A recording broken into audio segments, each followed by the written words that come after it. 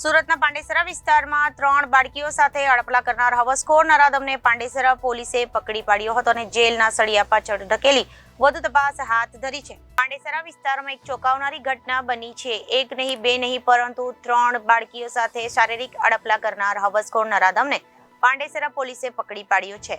પાંડેસરા પોલીસે વિજય ભગવાનભાઈ ઇંગડેને ઝડપી પાડી જેલના સળિયા પાછળ ધકેલ્યો હતો. પાંડેસરા વિસ્તારની બિલ્ડિંગમાં રહેતી 3 બાળકીઓને અડપલા કર્યા હતા.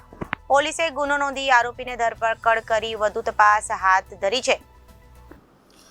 ગઈ તારીખ 9/5/2024ના રોજ પાંડેસરા પોલીસ સ્ટેશન ખાતે એક ફરિયાદી બહેને પોતાની 8 વર્ષની દીકરી તથા તેમના બિલ્ડિંગમાં રહેતા અન્ય સાહેદોની બીજી 2 7 વર્ષની અને 6 વર્ષની દીકરીઓ, કુલ ટોટલ 3 દીકરીઓને શારીરિક અડપલા કરી અને વિજય ઇંગોળે કરીને નામનો એક ઈસમ છે એ ભાગી ગયો છે એવી ફરિયાદ આપતા ગુનો બાળ અત્યાચારનો હોય અને પાંડેસરાના પોલીસ ઇન્સ્પેક્ટર શ્રી નાઓએ તાત્કાલિક આઈપીસીની વિવિધ કલમો તથા પોક્સો એક્ટ હેઠળ ગુનો નોંધી અને આરોપી મૂળ વિજય ઇંગળેનો મહારાષ્ટ્રના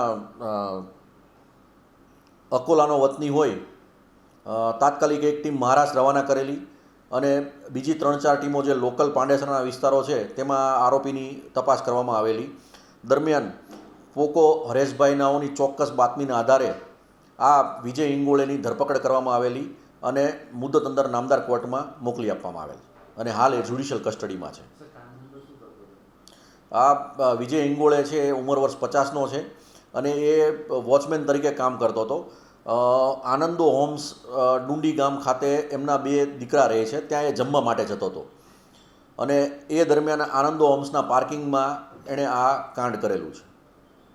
રિપોર્ટર અરવિંદ રાઠોડ, જનાદેશ ન્યૂઝ, સુરત.